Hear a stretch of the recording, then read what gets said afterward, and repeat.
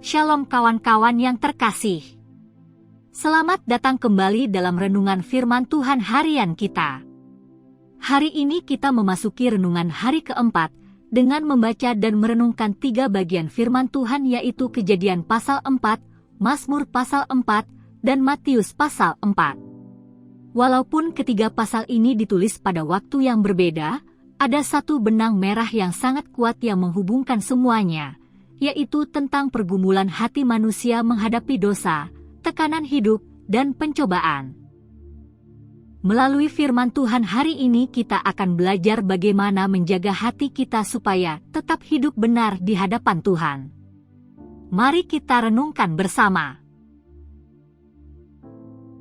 Kejadian pasal 4, Kain dan Habel. Kemudian manusia itu bersetubuh dengan Hawa istrinya, dan mengandunglah perempuan itu, lalu melahirkan Kain. Maka kata perempuan itu, "Aku telah mendapat seorang anak laki-laki dengan pertolongan Tuhan." Selanjutnya dilahirkannya Habel, adik Kain, dan Habel menjadi gembala kambing domba. Kain menjadi petani. Setelah beberapa waktu lamanya, maka Kain mempersembahkan sebagian dari hasil tanah itu kepada Tuhan sebagai korban persembahan. Habel juga mempersembahkan korban persembahan dari anak sulung kambing dombanya, yakni lemak-lemaknya. Maka Tuhan mengindahkan Habel dan korban persembahannya itu, tetapi Kain dan korban persembahannya tidak diindahkannya. Lalu hati Kain menjadi sangat panas dan mukanya muram. Firman Tuhan kepada Kain, "Mengapa hatimu panas dan mukamu muram? Apakah mukamu tidak akan berseri jika engkau berbuat baik? Tetapi jika engkau tidak berbuat baik, dosa sudah mengintip di depan pintu. Ia sangat menggoda engkau, tetapi engkau harus berkuasa atasnya." Kata Kain kepada Habel adiknya, "Marilah kita pergi ke padang." Ketika mereka ada di padang, tiba-tiba Kain memukul Habel adiknya itu, lalu membunuh dia. Firman Tuhan kepada Kain, "Di mana Habel adikmu itu?" Jawabnya, "Aku tidak tahu." "Apakah aku penjaga adikku?" Firman-Nya, "Apakah yang telah kau perbuat ini? Darah adikmu itu berteriak kepadaku dari tanah. Maka sekarang, terkutuklah engkau, terbuang jauh dari tanah yang mengangakkan mulutnya untuk menerima darah adikmu itu dari tanganmu. Apabila engkau mengusahakan tanah itu, maka tanah itu tidak akan memberikan hasil sepenuhnya lagi kepadamu. Engkau menjadi seorang pelarian dan pengembara di bumi." Kata Kain kepada Tuhan, "Hukumanku itu lebih besar daripada yang dapat kutanggung. Engkau menghalau aku sekarang dari tanah ini, dan aku akan tersembunyi dari hadapanmu, seorang pelarian dan pengembara di bumi. Maka barang siapa yang akan bertemu dengan aku, tentulah akan membunuh aku." Firman Tuhan kepadanya, "Sekali-kali tidak. Barang siapa yang membunuh Kain, akan dibalaskan kepadanya 7 kali lipat." Kemudian Tuhan menaruh tanda pada Kain, supaya ia jangan dibunuh oleh barang siapapun yang bertemu dengan dia. Lalu Kain pergi dari hadapan Tuhan, dan ia menetap di tanah Nod, di sebelah timur Eden. Keturunan Kain, Set dan Enos. Kain bersetubuh dengan istrinya, dan mengandunglah perempuan itu, lalu melahirkan Henoh. Kemudian Kain mendirikan suatu kota, dan dinamainya kota itu Henoh, menurut nama anaknya. Bagi Henoh, lahirlah Irad, dan Irad itu memperanakkan Mehuyael, dan Mehuyael memperanakkan Metusael, dan Metusael memperanakkan Lameh. Lameh mengambil istri 2 orang, yang satu namanya Ada, yang lain Sila. Ada itu melahirkan Yabal. Dialah yang menjadi bapa orang yang diam dalam kemah dan memelihara ternak. Nama adiknya ialah Yubal. Dialah yang menjadi bapa semua orang yang memainkan kecapi dan suling. Sila juga melahirkan anak, yakni Tubal Kain, bapa semua tukang tembaga dan tukang besi. Adik perempuan Tubal Kain ialah Naamah. Berkatalah Lameh kepada kedua istrinya itu, "Ada dan Sila, dengarkanlah suaraku. Hai istri-istri Lameh, pasanglah telingamu kepada perkataanku ini. Aku telah membunuh seorang laki-laki karena ia melukai aku. Membunuh seorang muda karena ia memukul aku sampai bengkak. Sebab jika Kain harus dibalaskan 7 kali lipat, maka Lameh 77 kali lipat." Adam bersetubuh pula dengan istrinya, Lalu perempuan itu melahirkan seorang anak laki-laki dan menamainya Set, sebab katanya, Allah telah mengaruniakan kepadaku anak yang lain sebagai ganti Habel, sebab Kain telah membunuhnya.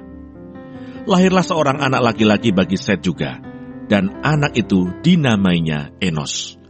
Waktu itulah orang mulai memanggil nama Tuhan. Mazmur 4. Doa pada malam hari. Untuk pemimpin biduan dengan permainan kecapi, Mazmur Daud. Apabila aku berseru, jawablah aku ya Allah, yang membenarkan aku. Di dalam kesesakan, Engkau memberi kelegaan kepadaku. Kasihanilah aku dan dengarkanlah doaku. Hai orang-orang, berapa lama lagi kemuliaanku dinodai? Berapa lama lagi kamu mencintai yang sia-sia dan mencari kebohongan? Ketahuilah bahwa Tuhan telah memilih baginya seorang yang dikasihinya. Tuhan mendengarkan apabila aku berseru kepadanya. Biarlah kamu marah, tetapi jangan berbuat dosa. Berkata-katalah dalam hatimu di tempat tidurmu, tetapi tetaplah diam. Persembahkanlah korban yang benar, dan percayalah kepada Tuhan. Banyak orang berkata, siapa yang akan memperlihatkan yang baik kepada kita? Biarlah cahaya wajah-Mu menyinari kami, ya Tuhan. Engkau telah memberikan sukacita kepadaku, lebih banyak daripada mereka, ketika mereka kelimpahan gandum dan anggur. Dengan tenteram aku mau membaringkan diri, lalu segera tidur, sebab hanya Engkaulah ya Tuhan, yang membiarkan aku diam dengan aman. Matius pasal 4. Pencobaan di padang gurun. Maka Yesus dibawa oleh Roh ke padang gurun untuk dicobai iblis. Dan setelah berpuasa 40 hari dan 40 malam, akhirnya laparlah Yesus. Lalu datanglah si pencoba itu, dan berkata kepadanya, "Jika engkau anak Allah, perintahkanlah supaya batu-batu ini menjadi roti."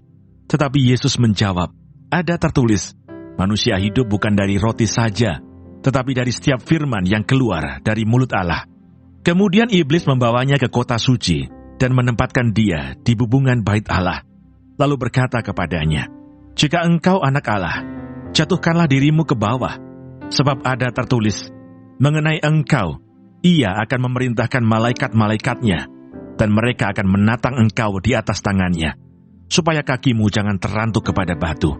Yesus berkata kepadanya, "Ada pula tertulis, janganlah engkau mencobai Tuhan Allahmu." Dan iblis membawanya pula ke atas gunung yang sangat tinggi, dan memperlihatkan kepadanya semua kerajaan dunia dengan kemegahannya, dan berkata kepadanya, "Semua itu akan kuberikan kepadamu, jika engkau sujud menyembah aku." Maka berkatalah Yesus kepadanya, "Enyahlah iblis, sebab ada tertulis, engkau harus menyembah Tuhan Allahmu, dan hanya kepada Dia sajalah engkau berbakti." Lalu iblis meninggalkan dia, dan lihatlah, malaikat-malaikat datang melayani Yesus. Yesus tampil di Galilea. Tetapi waktu Yesus mendengar bahwa Yohanes telah ditangkap, menyingkirlah ia ke Galilea. Ia meninggalkan Nazaret dan diam di Kapernaum, di tepi danau, di daerah Sebulon dan Naftali, supaya genaplah firman yang disampaikan oleh Nabi Yesaya. Tanah Sebulon dan tanah Naftali, jalan ke laut, daerah seberang sungai Yordan Galilea, wilayah bangsa-bangsa lain. Bangsa yang diam dalam kegelapan telah melihat terang yang besar, dan bagi mereka yang diam di negeri yang dinaungi maut, telah terbit terang. Sejak waktu itulah Yesus memberitakan, "Bertobatlah, sebab kerajaan surga sudah dekat." Yesus memanggil murid-murid yang pertama. Dan ketika Yesus sedang berjalan menyusur danau Galilea, ia melihat dua orang bersaudara, yaitu Simon yang disebut Petrus dan Andreas saudaranya. Mereka sedang menebarkan jala di danau, sebab mereka penjala ikan. Yesus berkata kepada mereka, "Mari, ikutlah aku, dan kamu akan kujadikan penjala manusia." Lalu mereka pun segera meninggalkan jalannya dan mengikuti dia. Dan setelah Yesus pergi dari sana, dilihatnya pula dua orang bersaudara, yaitu Yakobus dan Zebedeus dan Yohanes saudaranya, bersama ayah mereka Zebedeus, sedang membereskan jala di dalam perahu. Yesus memanggil mereka, dan mereka segera meninggalkan perahu serta ayahnya, lalu mengikuti Dia. Yesus mengajar dan menyembuhkan banyak orang. Yesus pun berkeliling di seluruh Galilea. Ia mengajar dalam rumah-rumah ibadat dan memberitakan Injil Kerajaan Allah, serta melenyapkan segala penyakit dan kelemahan di antara bangsa itu.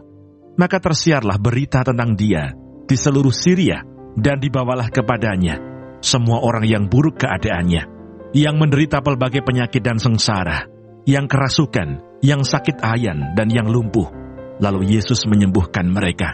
Maka orang banyak berbondong-bondong mengikuti Dia. Mereka datang dari Galilea dan dari Dekapolis, dari Yerusalem dan dari Yudea, dan dari seberang Yordan. Saudara terkasih, hari ini kita akan belajar 3 hal dari perenungan kitab pada sesi kali ini, yaitu 1. Hati yang tidak dijaga membawa manusia jatuh. Kejadian 4. Kejadian pasal 4 menceritakan kisah yang sangat tragis dalam sejarah manusia. Kain dan Habel, 2 bersaudara, datang membawa persembahan kepada Tuhan. Habel membawa yang terbaik dari kawanan ternaknya, sedangkan Kain membawa hasil tanahnya. Tuhan berkenan kepada persembahan Habel, tetapi tidak kepada persembahan Kain. Namun masalah sebenarnya bukan pada persembahannya, melainkan pada hati Kain. Kain menjadi sangat marah dan iri hati kepada adiknya. Tuhan sebenarnya sudah memperingatkan Kain dengan sangat jelas. Dosa sudah mengintip di depan pintu, tetapi engkau harus berkuasa atasnya. Ini menunjukkan bahwa dosa selalu dimulai dari hati. Iri hati yang tidak diselesaikan berubah menjadi kemarahan. Kemarahan berubah menjadi kebencian. Dan kebencian akhirnya berubah menjadi tindakan dosa. Akhirnya Kain membunuh adiknya sendiri. Kisah ini mengingatkan kita bahwa ketika hati tidak dijaga, dosa dapat menguasai hidup manusia. 2. Hati yang percaya kepada Tuhan menemukan damai. Mazmur 4. Berbeda dengan Kain yang membiarkan hatinya dikuasai dosa, Mazmur pasal 4 menunjukkan sikap hati yang berbeda. Mazmur ini ditulis oleh Daud ketika ia menghadapi tekanan dan kesulitan dalam hidupnya. Banyak orang meragukan dia, banyak orang melawannya. Tetapi Daud tidak membiarkan hatinya dikuasai kemarahan atau kepahitan. Sebaliknya ia berkata, "Apabila kamu menjadi marah, janganlah kamu berbuat dosa." Daud memahami bahwa emosi manusia itu nyata, tetapi dosa tidak boleh menguasai hati. Daud juga berkata bahwa ia dapat tidur dengan tenang karena Tuhan yang menjaga hidupnya. Ini adalah gambaran hati yang percaya kepada Tuhan. Ketika hati kita bersandar kepada Tuhan, kita dapat memiliki damai bahkan di tengah kesulitan hidup. 3. Hati yang dipenuhi firman Tuhan mampu mengalahkan pencobaan. Matius 4. Matius pasal 4 membawa kita kepada peristiwa penting ketika Yesus dicobai oleh iblis di padang gurun. Setelah berpuasa selama 40 hari, Yesus menghadapi 3 pencobaan besar. Iblis mencoba menggoda Yesus dengan kebutuhan jasmani, dengan kesombongan rohani, dan dengan kekuasaan dunia. Tetapi setiap kali iblis mencoba Yesus, Yesus menjawab dengan satu hal yang sama. Firman Tuhan. Yesus berkata, "Manusia hidup bukan dari roti saja, tetapi dari setiap firman yang keluar dari mulut Tuhan." Ini menunjukkan bahwa kemenangan atas pencobaan tidak datang dari kekuatan manusia, tetapi dari firman Tuhan yang hidup dalam hati kita. Jika hati kita dipenuhi firman Tuhan, maka kita memiliki kekuatan untuk melawan pencobaan. benang merah renungan hari ini. Dari ketiga pasal ini kita melihat perjalanan hati manusia. Kejadian 4 menunjukkan hati yang dikuasai dosa. Mazmur 4 menunjukkan hati yang percaya kepada Tuhan. Matius 4 menunjukkan hati yang menang atas pencobaan melalui firman Tuhan. Pertanyaannya bagi kita adalah, hati seperti apakah yang kita miliki hari ini? Apakah hati yang dikuasai iri hati seperti Kain? Ataukah hati yang percaya kepada Tuhan seperti Daud? Atau hati yang dipenuhi firman Tuhan seperti Yesus? Refleksi untuk kita. Mari kita bertanya kepada diri kita sendiri hari ini. Apakah ada iri hati atau kemarahan yang sedang kita simpan dalam hati kita? Apakah kita benar-benar mempercayakan hidup kita kepada Tuhan ketika masalah datang? Apakah firman Tuhan hidup dalam hati kita sehingga kita mampu melawan pencobaan? Tuhan tidak hanya melihat tindakan kita. Tuhan melihat hati kita. Karena itu marilah kita belajar setiap hari untuk menjaga hati kita tetap dekat dengan Tuhan. Mari kita berdoa untuk menutup sesi hari ini. Tuhan yang penuh kasih, terima kasih untuk firman-Mu hari ini yang mengingatkan kami tentang pentingnya menjaga hati kami. Tuhan, seringkali kami seperti Kain yang membiarkan iri hati dan kemarahan tinggal dalam hati kami. Ampuni kami Tuhan. Ajarkan kami memiliki hati yang percaya kepadamu seperti Daud, sehingga kami dapat tetap tenang di tengah kesulitan hidup. Dan penuhi hati kami dengan firman-Mu, supaya ketika pencobaan datang, kami dapat berdiri teguh seperti Tuhan Yesus. Tolong kami untuk hidup semakin dekat dengan-Mu setiap hari. Di dalam nama Tuhan Yesus kami berdoa. Amin.